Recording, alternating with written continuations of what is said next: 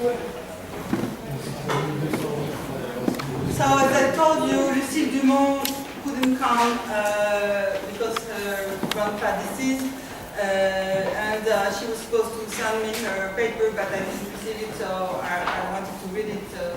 So we will have half an hour for discussion at the end, and we will start with Christian Fleck, Matthias Buller, and Raphael Schöttler. So Christian, it's the Austrian team. Christian is our partner in the Interco. He's a professor at Graz. And so they will be speaking about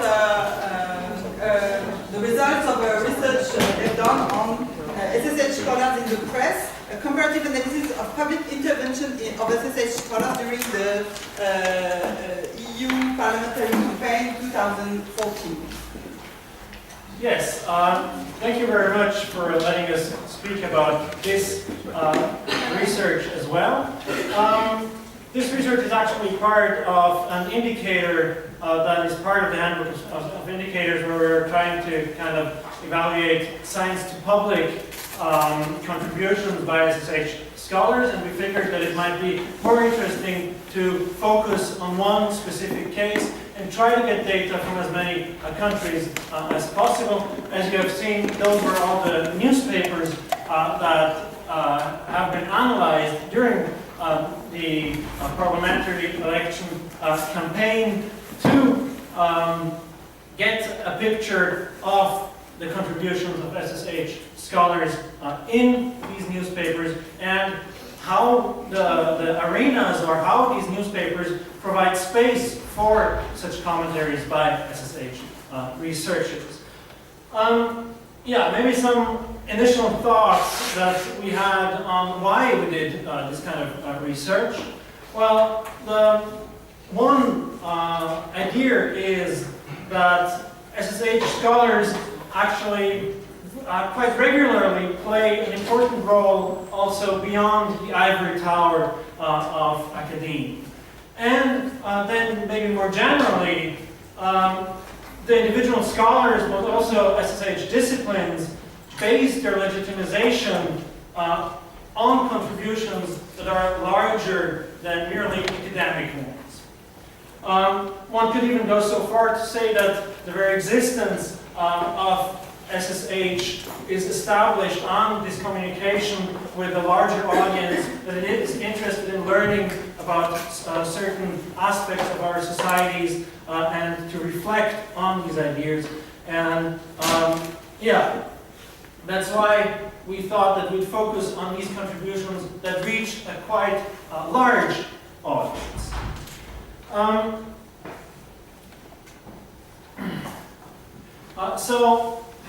From this, we can see that participating in public debates is kind of a prerequisite for SSH research. And looking at the election campaigns gives us the possibility to look at the options that the analysis of a public sphere actually gives.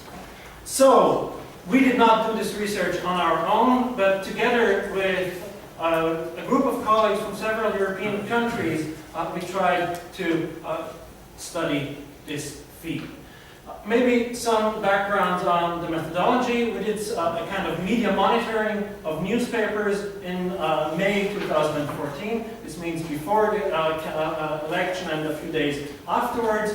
9 countries were involved in this process, and for every country we tried to get 2 newspapers that were kind of broadsheet newspapers. The main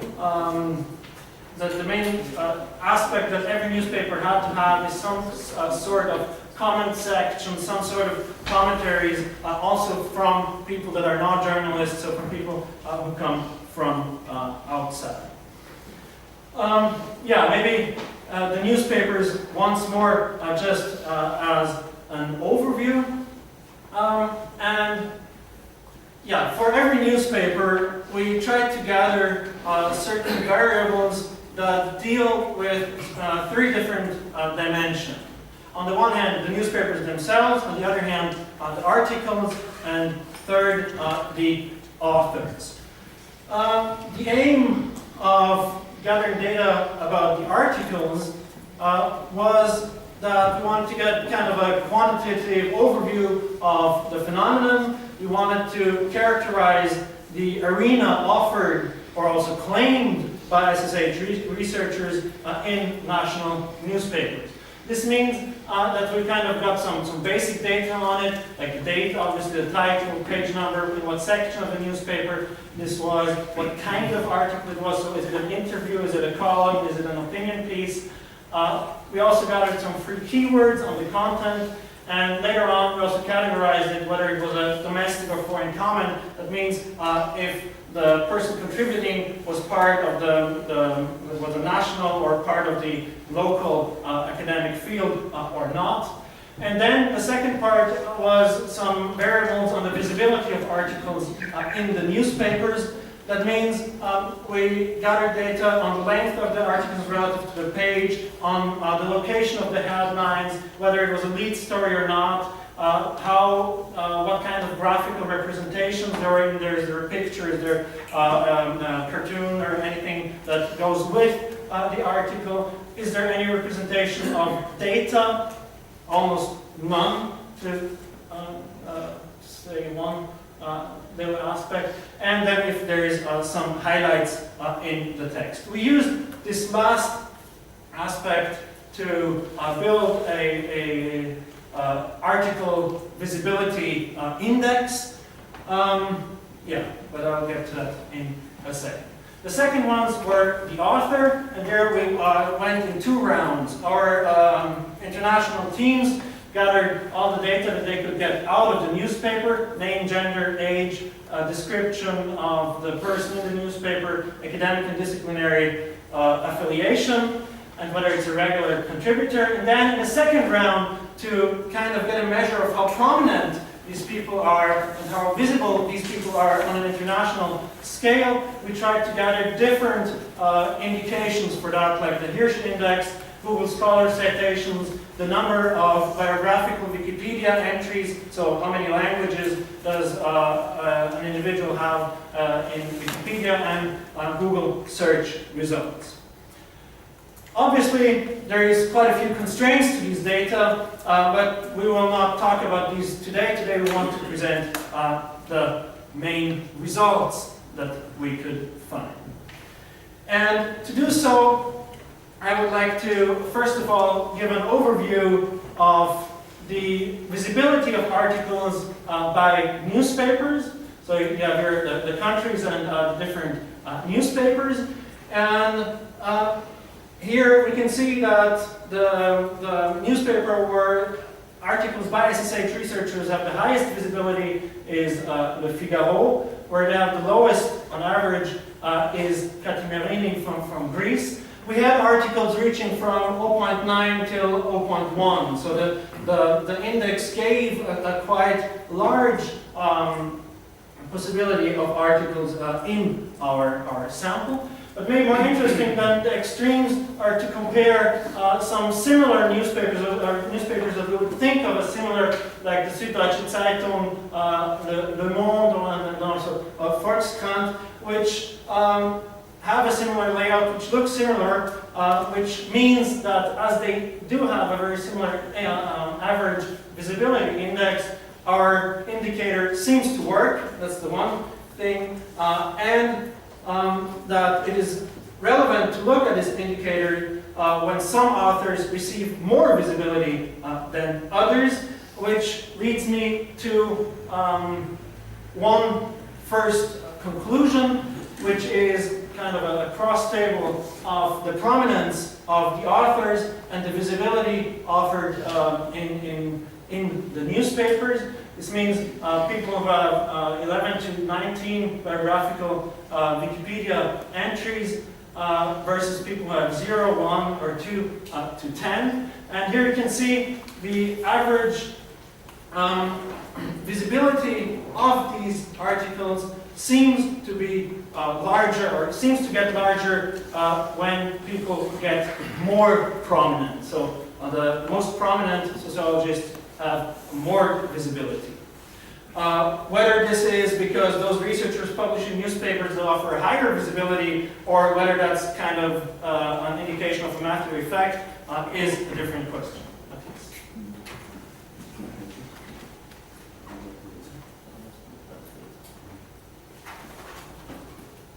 Okay, in the second part, I have the pleasure to present some more basic results, mostly about the researchers that have published in our sample. We talk here about roughly 200 authors, about 270 articles have been coded, and in the next section, here we start publishing some descriptive data of what came out of this. So the first basic result is that we have, of course, a very strong male domination, again here with almost 90% of all contributions written by male SSH authors.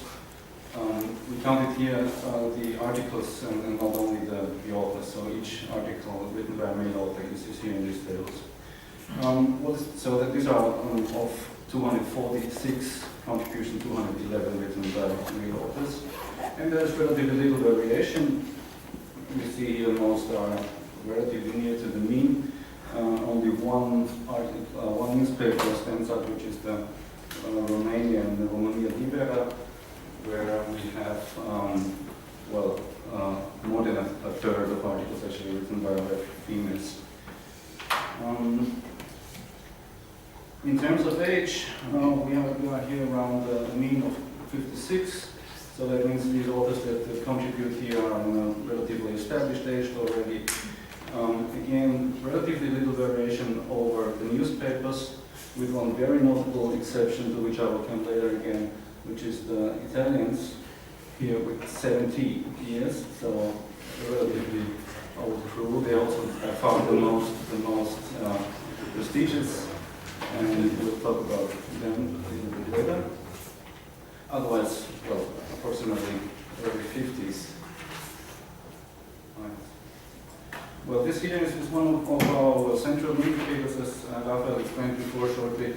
We tried to code for each author whether or not the author has lived before in the country where the article appeared, or comes from there. We both of these questions are negative, then it is a so-called foreign commentary. And well, again, we have a relatively non-spectacular number here of 14%. Excuse me, 11% in total that count as foreign commentaries. And with some variation here, the Danish have one newspaper with 62%, which is very remarkable. And again, the Italians stand out particularly with Repubblica 44% of international commentaries.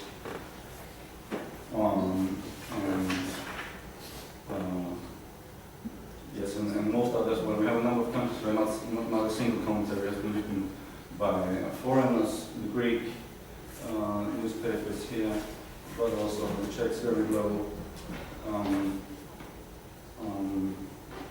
Exactly. So 11 of 21 of the newspapers do not feature a single, and 3 newspapers here have some presence of foreign commentaries.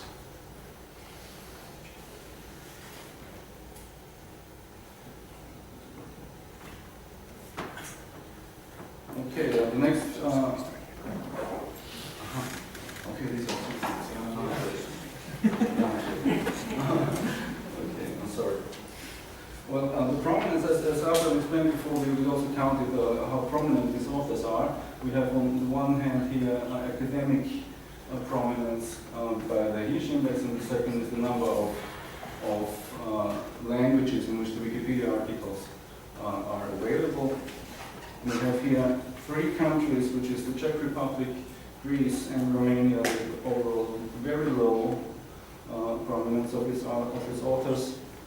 We have a larger group with medium scores, which is Denmark, France, Germany, the Netherlands, and UK. And here again, Italy stands out with remarkably prominent authors having in average 14 languages of the authors on Wikipedia, and 53 far above average on the Hirsch index.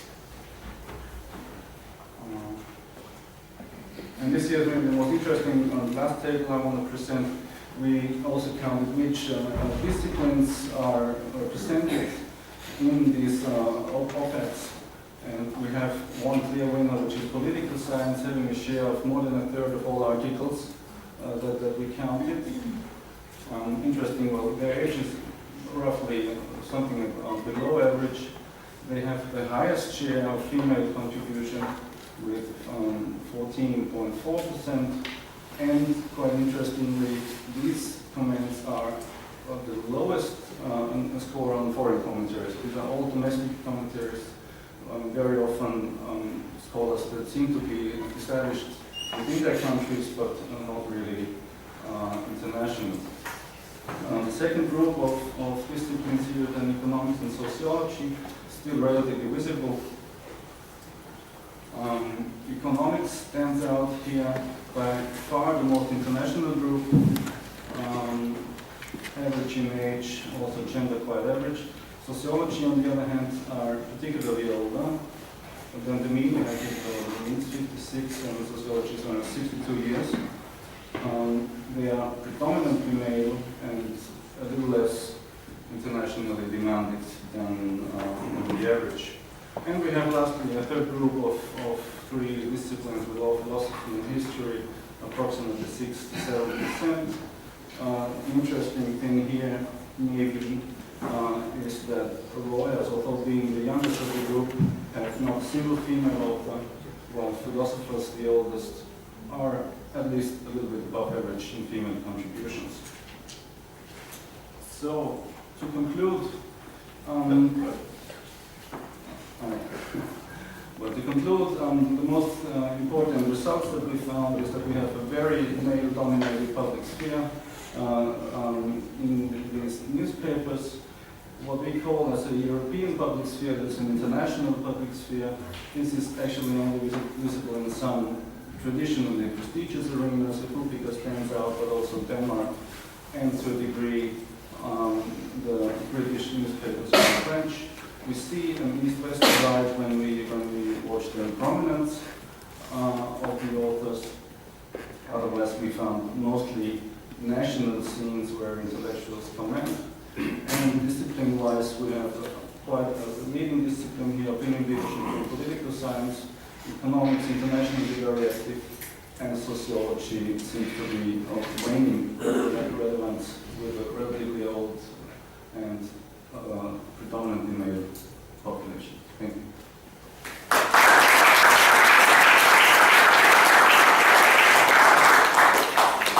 Thank you very much, and you're even in advance with time, so that's great. We have time for discussion.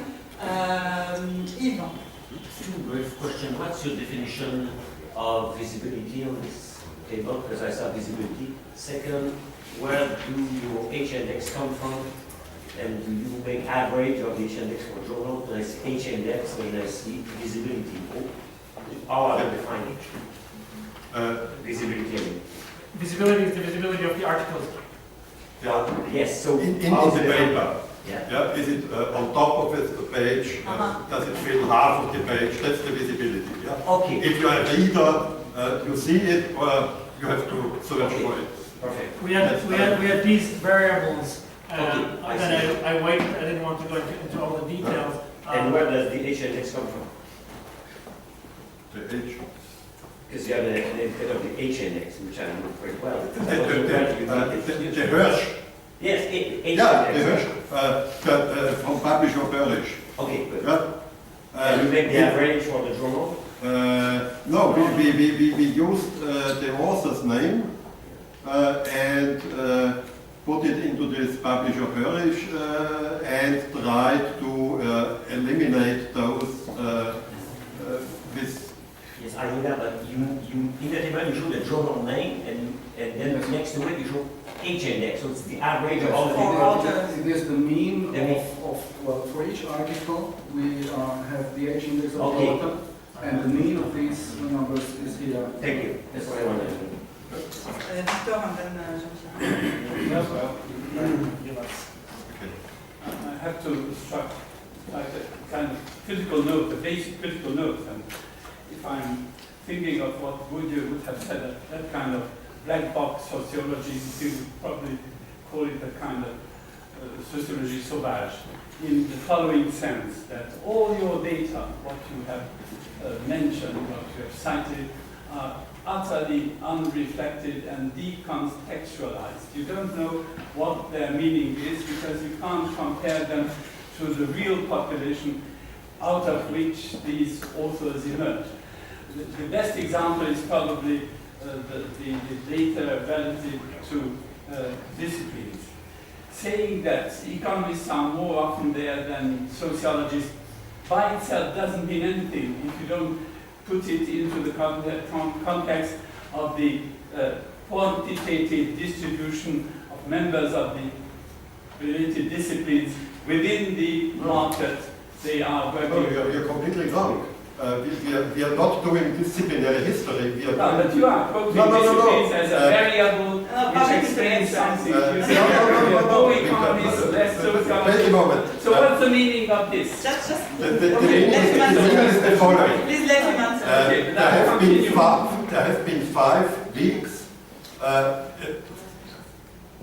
of newspaper reporting, and in these newspapers, people identifying themselves as belonging to one of the disciplines, belonging to a university or a research institute, published either an op-ed article or got an interview by the journalist or published a commentary because they regularly read commentaries. And if there are X% sociologists in the Netherlands who do this, then X% of sociologists participate in 5 weeks on a public debate.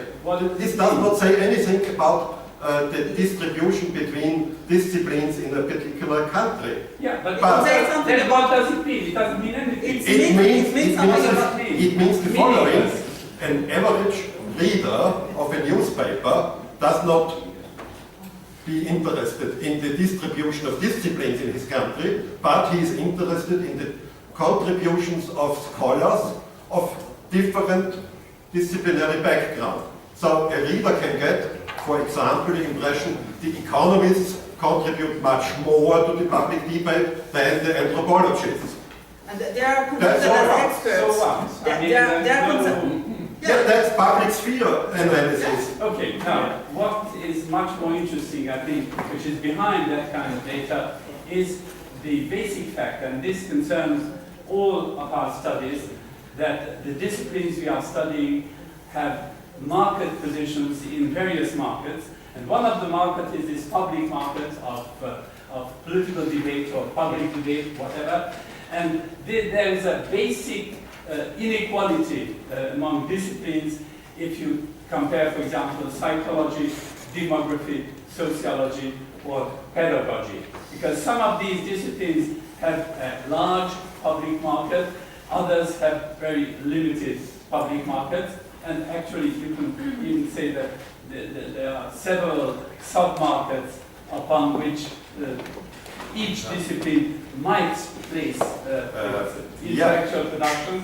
And this may be an interesting way of qualifying the various disciplines we have to deal with. So but this is a very general problem. There's also a discipline, a difference between scholars from different fields going into the public sphere. So overall, psychologists are not interested to be interviewed for the European Parliament campaign. Yes. Partly because they don't have to contribute something, partly because they are not interested in politics.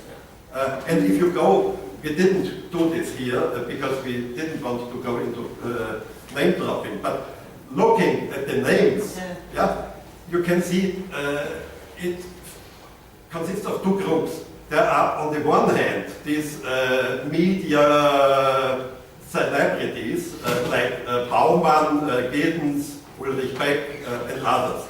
They are usually not going to the media, but asked by the media. But if you go down the list, then you find people like us. Yes. And if we want to contribute to this, we have to go to the media and ask them to publish our contributions. That's one of the things you can learn from this. If I may contribute kind of ecumenical inventory. Why? I agree. The only thing is that given your object, which as you have just said, is the European Union, I could, before even you open your data, say, okay, you will get political science Sure. and economics. So now, which is good, it's a good beginning. But now if you take all, because in the journals, in general, okay, for a year or 2 months, whatever, all the intellectuals who are there, then will get the relative visibility, saying that for a year, whatever the topics, for example, I write very often in op-ed in Quebec, but it's not related to politics. So if we look at the election time, I'm not there because I don't care about politics. But so if you take now 1 year and you say, now we will have all the fields, and of course, in your case, it's okay, you have Habermas, you have Giddens, that's normal, those are always like that. So it would be nice to complement, because the word I said is that the waning of sociology, then we have to take care, because you have a very deep, more political, it would be political sociology, but it's political science. So if you take 1 year, all the intellectuals will say, oh yes, in fact, there is more sociologists maybe than economists, because they talk also about poverty. So there is a danger in concluding about the waning of sociology from this political subject. That's a nice suggestion, but it doesn't work practically. Just imagine that this number of newspapers, and you are doing an analysis for a whole year. You cannot do it digitally. Not that they've been You have doing to research. go through the paper and identify the articles. I'm sorry, because You cannot. that's false. We have data. I mean, there was a huge qualitative research behind. We can do it in. Well, actually, we have done that. Yeah. We have done that. We all have have done the places where various practitioners of disciplines publish, so we can identify those by disciplines who publish in weeklies, in political dailies, in political monthlies, in general cultural reviews, etc. So we'll have the means to do that. That's great, but for France, for instance, it's not possible. I agree that the fact that the topic which defines, and also for gender, we define the presence of, but it's implied, I think, in the, and we made this choice because we had to do this task about public sphere, and we thought about what would be a way to have some results in a portion of time which is we are able to gather data, and we thought European elections for a European project is an interesting, and I think the results are really. So speaking in a very traditional methodology, it's the same stimulus for all European social scientists and humanities scholars to either decide being interviewed or going actively into the public sphere and participate what they have to say. Otherwise, if you compare on an annual base countries, you cannot be sure that the stimulus is the same. Because it could be that there is some big debate on economic troubles where economists got much more attention, and if there are some kids suiciding themselves, then you get more psychologists or whatever else. Yeah, but it's a different question. If your question is in a given country, what is the visibility of calling for fast public intellectuals, then there's no problem. Of course, it will vary, but over a year, I'm sorry, except if there's an atomic bomb somewhere, there will be a diversification. No. We did this for sociology in Austria, and you can do it by searching for sociology, because that's relatively clear, and then you go to this article. They vary over the years very dramatically by stimuluses. This is why you need to have a bigger thing than one. Yeah, okay, but then you have 10 years or so. But I'm not interested to do 10 years newspaper analysis. We don't have the month to do this. I'm sorry. It's not the main topic of the.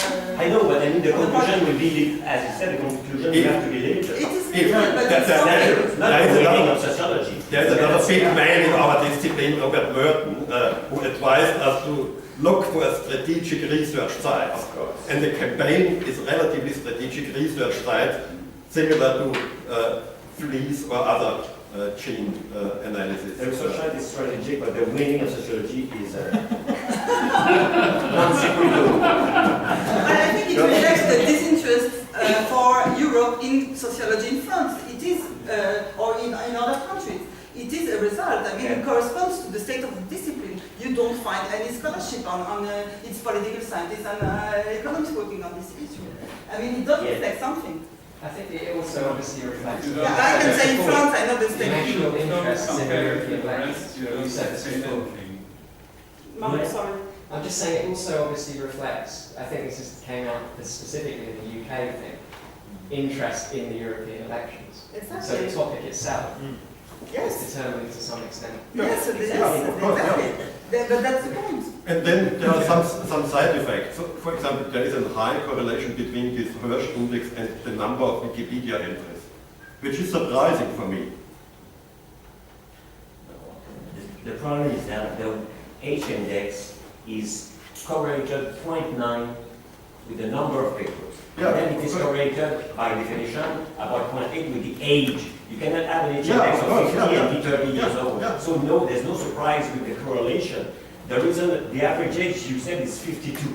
If your average age is 52, of course the H index, if you work, of course, is higher than your average of you. Yeah, You of are course, 34. yeah, yeah. So you may be But that's surprised not- because you don't that's know the H index. I'm not surprised with those. I'm not surprised about the Hirsch index, I'm surprised about the correlation between the Hirsch index and the number of Wikipedia entries. Because you can write your own Wikipedia entry in your own language. You can translate it on your own in a second, but you cannot do it for 50 languages. No. And there are some guys in this group who got 50 Wikipedia entries, and these are the same with a very high Hirsch index. Of course, who are they? Habermas, Giddens, what's the surprise there? Nobody. If you calculate the correlations for 250 people, 5 don't make much difference. As far as I understand statistics. Yes. Okay, so at least there was a really big, The whole point, of course, is the comparison between countries and newspapers. And you have to know there is a quite simple trade-off. You cannot do one year comparison. So we took one time frame, we can compare, we report on the differences. That's the whole story about this research. I think it's quite easy. We won't earn the Nobel Prize for this study. Very real. Okay, this was a real discussion, so thank you very much.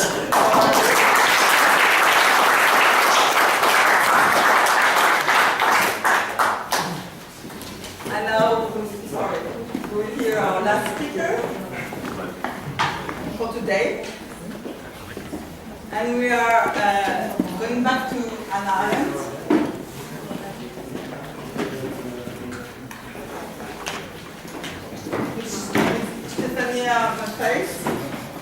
From Freie Universität Berlin.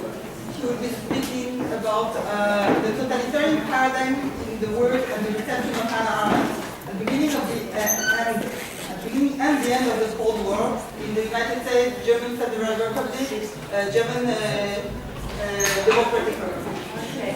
Thank you very much for the invitation and for this possibility to present some results of my current research on the transnational circulation of ideas in the work and the reception of Hannah Arendt between the US and Germany since the early 40s. Just a few words about my research. It's an individual research I'm doing in the Department of Philosophy of the Freie University, and I'm working particularly on the ideas of politics and Hannah Arendt, because both can be seen as circulating ideas in the field of production and reception of her writings. And my specific question is also how ideas are produced and developed and transformed through circulation. So I'm actually focusing also on text analysis, which is quite underrepresented, I think, in the papers we read and we heard. So I analyzed also texts as how ideas and pieces of ideas or pieces of texts circulated between Arendt's writings in different languages, and also between Arendt's writings and the reception of the writing. So this is my focus, and but I will present some. Use it. This one? No. So just a few introductory words. Why is Hannah Arendt a paradigmatic example for the study of the SSH? At the first glance, it seems difficult to reflect inductively on the state of the disciplines through the example of Arendt, because Arendt, during her life, but also today, as an agent and as an idea, circulates and gravitates in different, not only between the public sphere and the academic field, but also between different disciplines: political theory, political science, philosophy, and history. But I think my point is that the example of Arendt, because of this interstitial position, is especially important to understand the relationship between different disciplines. So you can't understand the state of one single discipline, but the relationship between them through the example of Arendt. And another reason to take the example of Arendt is also because you can understand the relationship between local and transnational dimension in the cultural and scientific production. And this is because Hannah Arendt herself, since the early 40s, wrote and acted in different geopolitical contexts, changing languages, speaker positions, and arguments sometimes, depending on the local public she was confronted with, and thus developing a multilingual and international theory. And then after her death, and especially after 1989, her political theory and her figure was rediscovered in many different countries, in the US and Latin American and European countries. But my statement or my thesis is that between this global renaissance there are different Hannah Arendts, and this so you have the intellectual Hannah Arendt, the philosophical Hannah Arendt, the political thinker, the German, Jewish, American, the woman and feminist, and so on. And all these different Hannah Arendts relate not only to different national contexts, so you can see, as Barbara put it, that for example in Italy you have more the philosophical Arendt, whereas in the US you have more the political theorists, and this is also related to the different conditions of the different countries, but also there are socio-political positions and intellectual projects which cooperate and develop at transnational level. So there are tendencies that work throughout countries. For example, the feminist interpretation of Arendt is something that circulated between different countries. But let's now observe some characteristics of the circulation of Arendt and totalitarianism at two different historical climaxes in two different geographic contexts. The beginning of the Cold War until the early 50s between the US and West Germany, and the years following the end of the Cold War in 1989, especially in a unified Germany.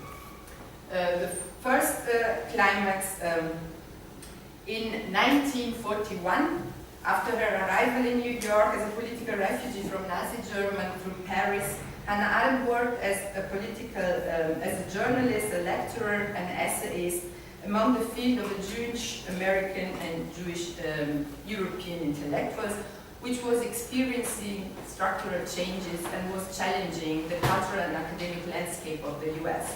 This field can be traced along three main domains. First, the scholars of the New School. The New School was founded in 1919 on the model of the German Volkshochschule as educational institution for the working class. In 1933, it became a graduate faculty for social and political sciences, also known as University in Exile, because it supported European scholar emigres through benefits and donations from the Rockefeller and Carnegie foundations. At the core of the faculty were social scientists and political theoreticians from Germany, like Leo Strauss, Emil Lederer, and Albert Salomon, who represented the liberal spiritualistic wing of the Jewish German scholar community. The studies on Italian fascism, German Nazism, and Soviet Stalinism that came out of this institution were directed at one hand at the formulation of core elements of totalitarian regimes, like the supremacy of the state, the pyramidal hierarchical political structure, the militarization of society, and so on. And on the other hand, they were directed at the restoration of an ancient metaphysical principle of society which could help overcoming totalitarian and technical empirical deviations. At the opposite pole were the social scientists of the Institute for Social Research, the Frankfurt School in exile at Columbia University.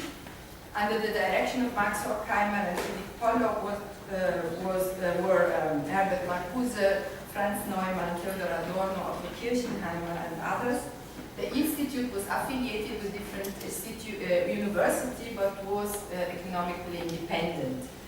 And the social scientists of the institute worked at historical, materialist, psychological, empirical, and theoretical analysis of Nazism.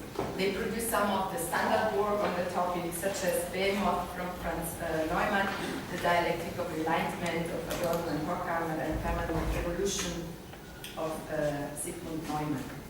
Both positions I sketched here had a conflicting relationship with the whole of the New York intellectuals or partisan review circles. So was the self-name, so the name they gave themselves, so the name, their most important publication, medium, the partisan review. The label refers to a group of writers, essayists, scholars, editors, and translators who belong to the second and third generation of Jewish immigrants from Eastern Europe and Russia who fled the anti-Semitic pogroms of the 20s.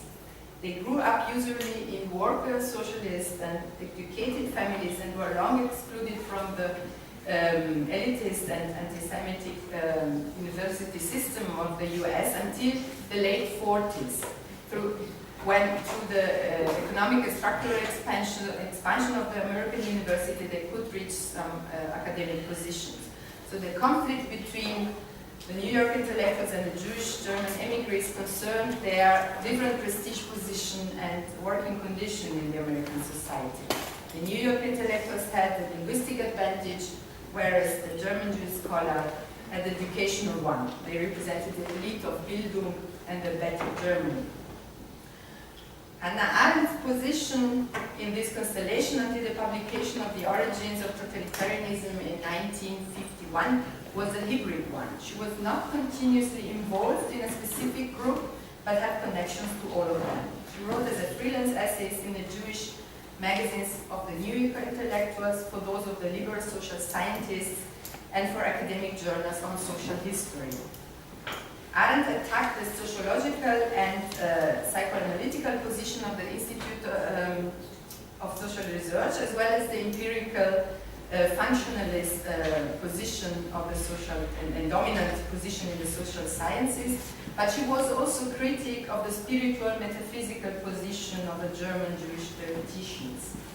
After 1945, she reconstructed some connections with Germany through Karl Jasper and his magazine Die Wandlung, where she transposed some of her English texts and positioned herself or intervened as a Jewish in exile from a more marginal and isolated perspective than her American one.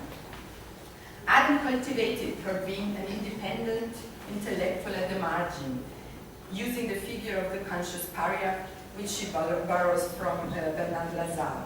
And this allowed her to develop a hybrid approach in the study of totalitarianism, using different analytic tools and different styles from different disciplines, from history, sociology, literature, and philosophy.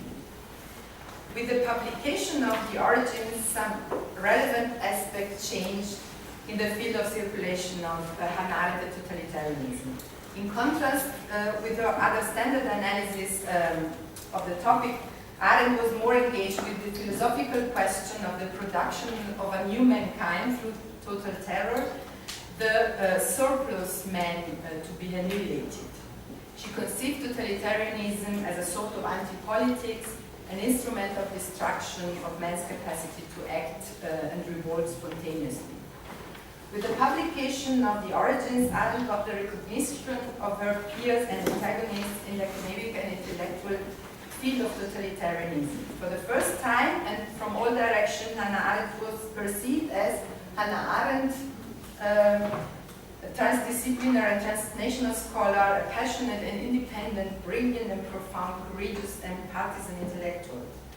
The early reception of her work in the US as well as in Germany focused on the motives of terror and totalitarian regimes, even if they are only a part and not even the central one of the book. In the US, The Origin circulated more in the universities, in particular in conferences, journals, and courses of history and political sciences.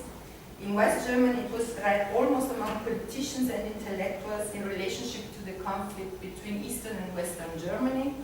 The book was also almost ignored in the academic publications or seminars, and it was not read at all in the GDR. I can tell more in the discussion maybe on the GDR question. The change of Arendt's position in the US reflects in some ways the dynamics of that her field was experiencing. After World War II, the Jewish German and Jewish American intellectuals and scholars progressively aligned themselves with the anti-communist politics of the US government. The immigrants were integrated in the US culture and society and became American citizens. Some of them went back to Europe and took part in the cultural reconstruction, among them Adorno and the Frankfurt School. Arendt and her peers were involved in the Committee for Cultural Freedom, which we heard about today, an anti-totalitarian and anti-communist network of intellectuals from Western countries, sponsored by the CIA also. Arendt found an entrance door in the political sciences through a well-known theoretician close to Tolkot Tarson, Karl Joachim Friedrich, who influenced also the new establishment of the political sciences in West Germany, especially in Heidelberg at the Freie University. So my jump now to 1989 in Germany is of course a tiger jump, stretching the point, and nevertheless I'd like to point out some continuities and discontinuities. And what happened in the meanwhile cannot be said in a few minutes, but I just like to point out some developments. In the 60s, the worker reception of Arendt was strongly influenced by the debate on Eichmann in Jerusalem. Arendt supporters and critics questioned not only on guilt and responsibility, on judgment and interpretation of the Holocaust, they also negotiated their intellectual and scientific spaces. The New York intellectuals, mostly critics of Arendt, lost progressively their prestige and critical position in relationship to the new generation of students and civil rights activists, mostly supporting Arendt in the Eichmann debate, who promoted a new kind of engaged intellectual, founded new magazines and journals, and changed the university through their debates and fights on reform curricula and cultural canon. In the US, Arendt was attacked as a public intellectual, but she got a position in the academy, especially as a political philosopher, first in Chicago and then at the New School. In Germany, the debate on Eichmann circulated exclusively outside the university, and this is not only because the scientific study of the Holocaust flourished just after '68, but also because it was the Frankfurt School and the transatlantic figure of Herbert Marcuse which dominated the political philosophical field of West Germany. Under these conditions, the paradigm of totalitarianism and with it the figure of Hannah Arendt seemed to disappear from the German and American scientific and public sphere. This situation changed rapidly in the years between 1989 and 1993. During the fall of the Soviet Union, the German unity and the Abwicklung, liquidation of the cultural and academic system of the former GDR. It is in this context that the totalitarian paradigm paradigm and with it the figure of Hannah Arendt were contested and challenged anew. And I'd like to show you just some main positions in this debate. The political dominant line first. Between 1999 and 1995, 2 parliamentary commissions on the SED dictatorship took place. Politicians and social scientists together debated and described the history and structure of the former GDR under different topics: science, culture, politics, economic, and so on. And the comparative approach between different countries of the Eastern Bloc was defined through the name totalitarian dictatorships, and also the comparison between the 2 German histories, as Habermas used to define Nazi German and GDR, was labeled under the paradigm of totalitarianism, which was interpreted in Arendtian terms as the negation of pluralism, the isolation of men from society, and their submission under the party. And this is until nowadays the official site on the GDR. This dominant political line was translated in the political science through the foundation of different research centers on GDR dictatorship. Barbara already mentioned some of them. The Hannah Arendt Institute for Research on Totalitarianism in Dresden, the research network on the SED dictatorship at the Political Science Department of the Freie University in Berlin, and the Federal Founding Accounting for SED Dictatorship, Aufarbeitung der SED-Diktatur. The 3 centers cooperate in many projects on the question of extremism, right and left terror, on the documentation about the victims of the SED dictatorship, on German history after World War II. Hannah Arendt is pictured here as a German-American philosopher and political scientist. So the all relationship to her Jewish origin are neglected, and she is put immediately beside Karl Friedrich, despite their substantial, not only biographical, but also social and political distances. Another trend began to develop in those years in the German reception of Arendt between the public sphere and the university. And this one was more oriented to an interpretation of Arendt's work than to a simple reappropriation of her name. And it worked at a leftist, or at least neutral, approach to totalitarian theories as well, in order to understand the history of civil wars and political violence in the 20th century. One of the most representative actors of this trend in those years was the Institute for Social Research in Hamburg and its magazine Mittelweg. Another one is, of course, Habermas and the second generation of the Frankfurt School.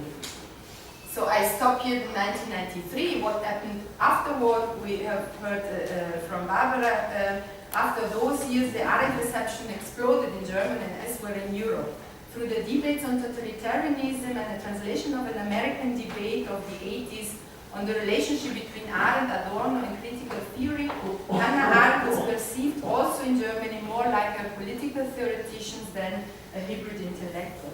But I think that despite the flourishing of Hannah Arendt in the German public sphere, for example, that the fact that she's quoted from almost all politicians, Arendt is far away, in my opinion, from being recognized as a classical thinker in the present German academic field. Thank you very much.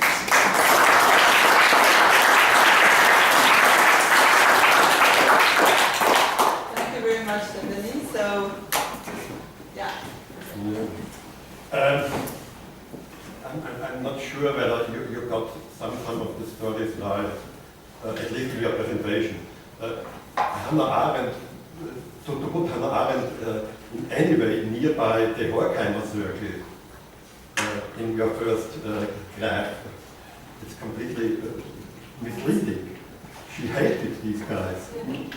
But it's not what I'm saying. It's yeah, not but if you do 3 forces and put a person in the center of 3 other forces, yeah, okay, maybe then you got the impression that okay, maybe the picture is misleading. But I was saying the picture is misleading, but I was arguing that the field around Arendt was structured like this. I mean, there was a new school. That's also not right. the Horkheimer group didn't play a big role in the US. No, but That's in just- a German, I'm Okay, so you observing. mix Germany and the US. No, I thought it's about Ireland in the US. Let her answer. Let her answer. I think she got the question. Yeah. Well, I'm looking at the specific field of the German emigres, and I've said it. So the German emigres in the US had this different position, or that were at least this position. So I'm not arguing that the war is so relevant, or that they are so important for the. Who are the German emigres belonging to the New York intellectuals? Can you give me a No, there's name? another group. I'm arguing there are the group of the German emigres in the new Yes, but school, then you like can Leo add 100 Strauss. more groups who have been Yes, of around. course, there are many groups, but I'm trying to find out the main positions and the force relationships. And I'm saying, okay, Anna was critics to the Frankfurt School, and she was always attacking the Frankfurt School, always. So this is one of the counterpart of Anna Arendt, the big counterpart. But the people of the Frankfurt School had relationships to the people of the new school, where she was more proximate. No, they didn't have any relationship. Conflicting relationship, I mean objective relationship. They are not working together, but they are fighting themselves. I'm not sure what's that, but Okay, so we can, we can discuss. yeah. I mean, it's open question, but I think it's what I could observe. Like it was the groups towards which she positioned herself. I Yes. understood it this way. She positioned herself towards these three Yes, groups. so she was critical to all of them. She had more relations But to she had the to position herself. Yeah, so, and she was always, for example, if you see the paradigm of authoritarian state, she was always making the point, she's not talking about authoritarian personality, but imperialist personality. So she was always quoting indirectly the Frankfurt School as an opponent, and this is why she's relating to this group. This is, Joanna? I would like to know if you take into account and how you take into account the debate in the US since the mid-50s between the revisionist I think you have to school speak up because and nobody. the totalitarian school. Joanna, I think they didn't hear you, so you can. I would like to know if you take into account and how you manage this on your topic. The debate between the totalitarian paradigm of school and the revisionist school in the US. Do you integrate this kind of historiographical debate in order to explain the evolution of this kind of theory in the US and then in Europe, in Germany? yeah, Because it's I mean, in important, the limit of my capacities, I'm trying to look at the relationship, for example, between this and in the figure of Karl Jasper, of Karl Joachim Friedrich is, for example, really important to look at this relationship or this two paradigms. Cohen or Moshe Levin or Fitzpatrick, No, they opposed to this kind of theory since in the 60s. So I think that it's Okay. important yeah, to situate this. yeah, thank you. We can This is talk about something this afterwards. Yeah, hello? Yes, you mentioned about the criticism Arendt got after writing, publishing Eichmann in Jerusalem.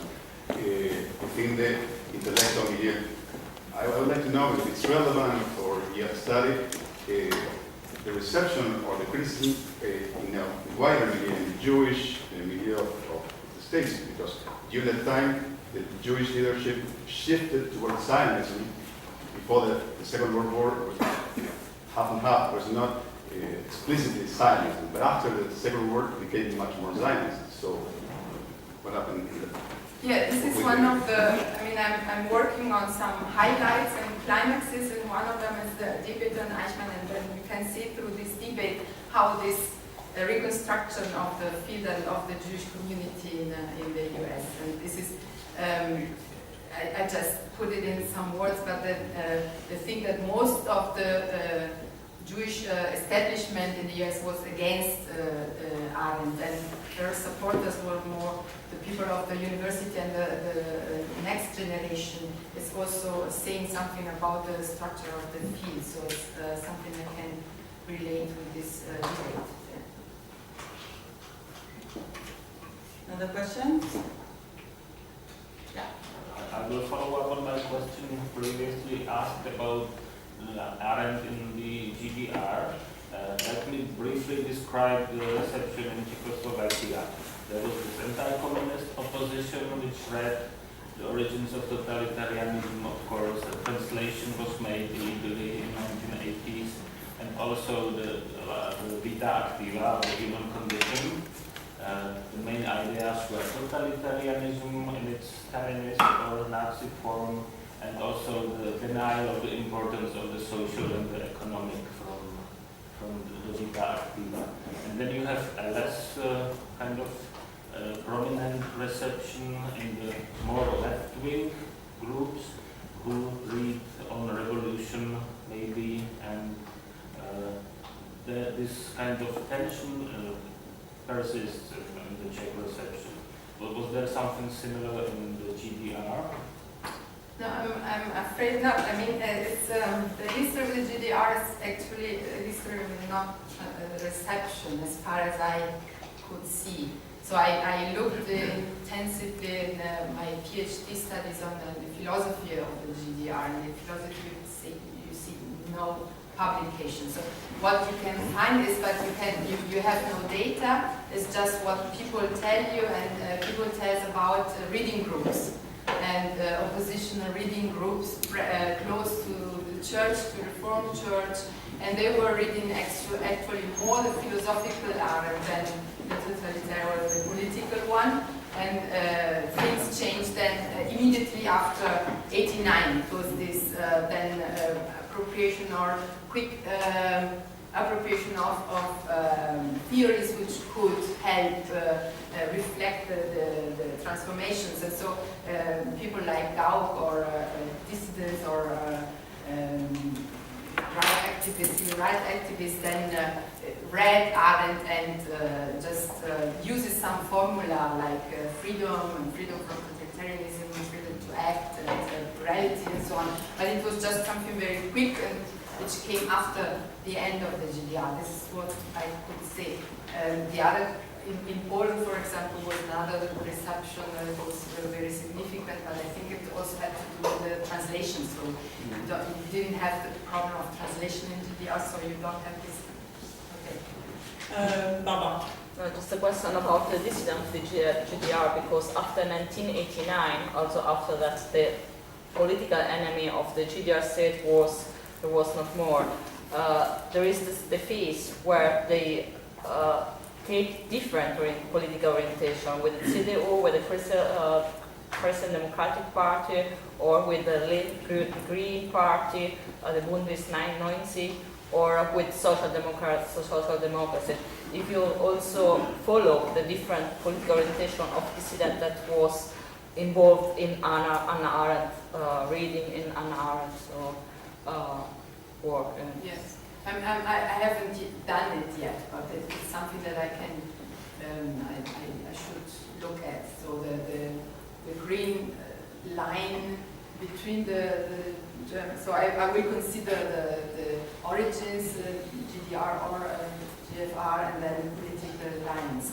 And the green lecture of, the green reception of the leftist reception of Anna, in my opinion, what I could see is a bit later. So at the beginning was the totalitarian paradigm coming up again, and then after this 1993 and after the institutionalization process, there was this tentative attempt to make a leftist, which is now the dominant one. So this shift from right to left is something which happened, in my opinion, after the first years of the unity Germany. But it's something I have to check.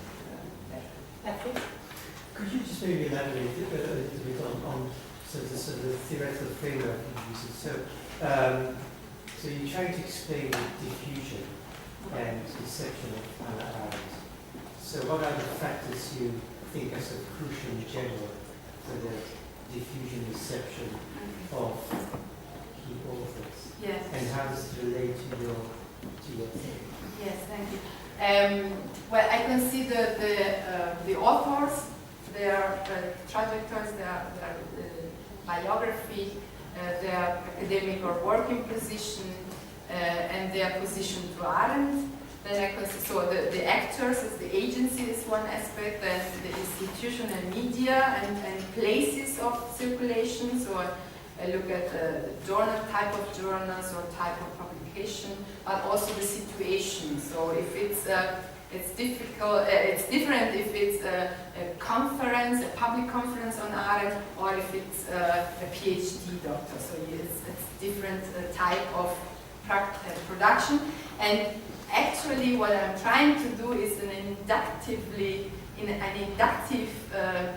So I'm trying to use both this sort of constellation of forces or field of forces to situate some position, but then I look at the text and at the theories and ideas, and then I try to understand how they also what the meaning also, the function and meanings of ideas in different situations. So, for example, in the part on Arendt, which I'm most deeply inside now, I look in which different situations she's speaking, to which public, in which languages, what is the different, what are the elements which are the same and which are different, and how can you reconstruct inductively then the cultural spaces she's addressed or she's addressing and she's recognizing or from which she's put aside. And then you have to do the same for the authors who are adopting this. Yeah, but if I was 10 people, I could do it, but I'm alone, so I'm trying to do it and to circumstantiate on the case of Arendt and her receptors, and then I look where are the receptors and how, and then I try to define a sort of field. So you can say the Frankfurt School never. So it's a very interesting case because in the beginning it was really the counterpart of Arendt, which never cited her, and she never. So it was always a sort of intertext or a subtext, this conflicting position. And nowadays, the critical theory is the legitimation instrument to get published or to get positions through the reception of Arendt. So it's a very shift. So I tried to reconstruct those shifts. So. Another question? Oh, yeah, sure. sure. Because, okay, the way which this makes sense, but then in a way, if you follow what you say, you start off with the pictures, which Christian is arguing with. But in a way, so looking at all of this, I am not a specialist in this sort of area. It looks to me, you could say, well, this is a recipe.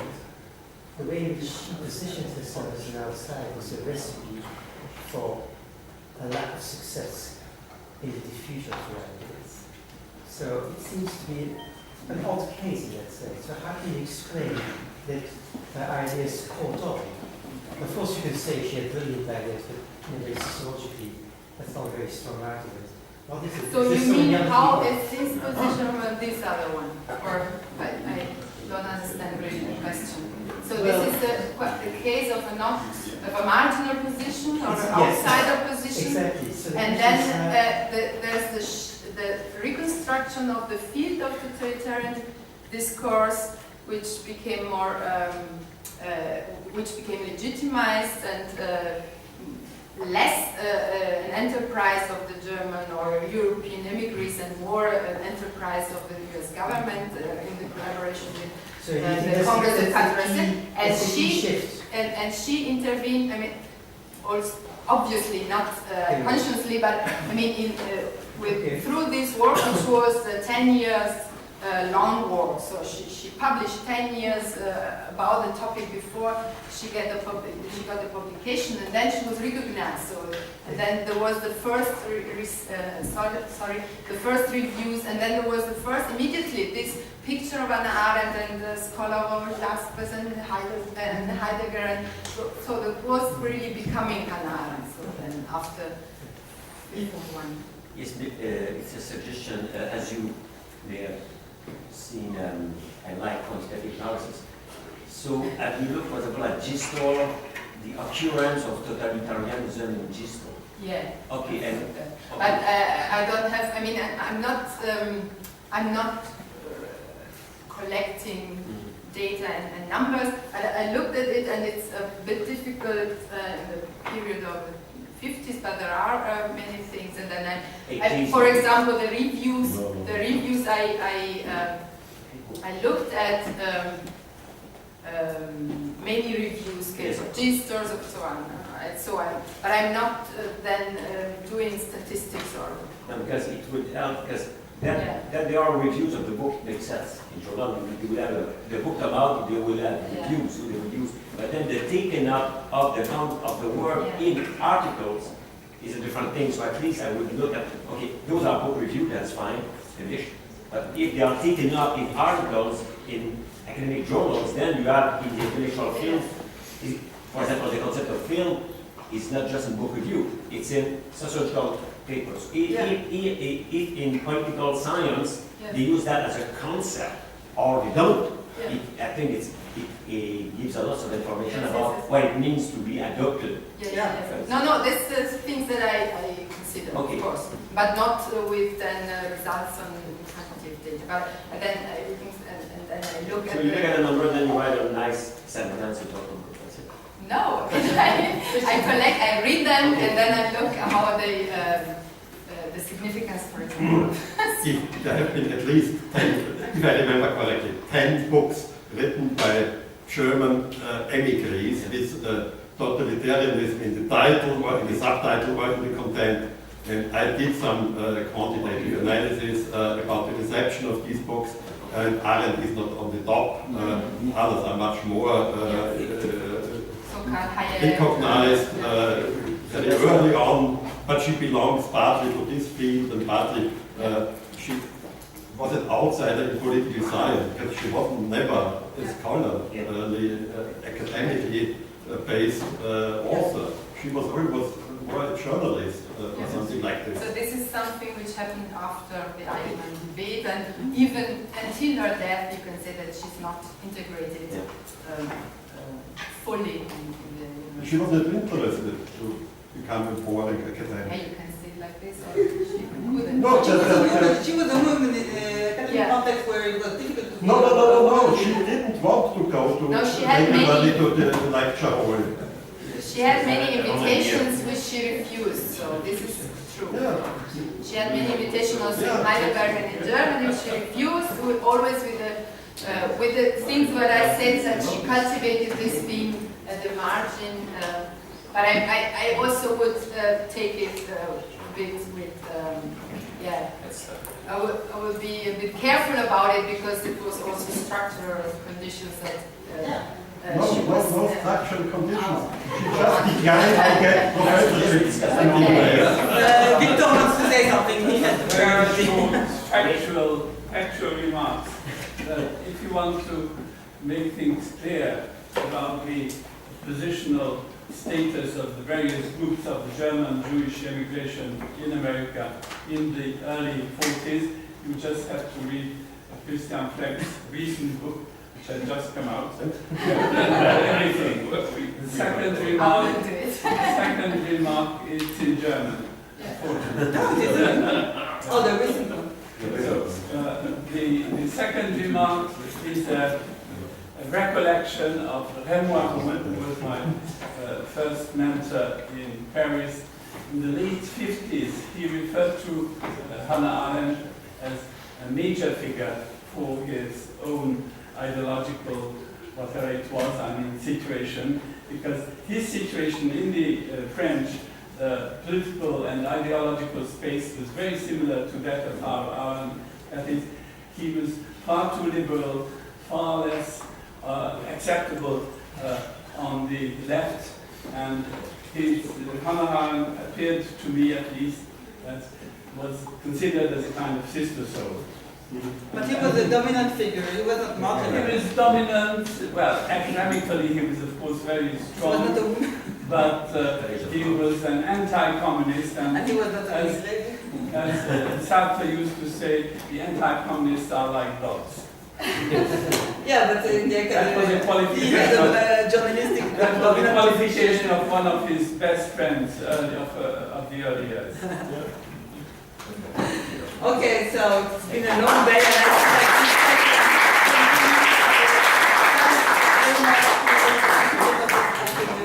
and and so tomorrow at 9 o'clock. And tonight for the participants. Yes, so we are going to the restaurant, which is 79. It's in the program. 79 by Chizhinsky, but if you wish, we can walk there, because it's 10 minutes walk from here. So maybe we should rather, let's say, downstairs at the entry of the university, the main entry.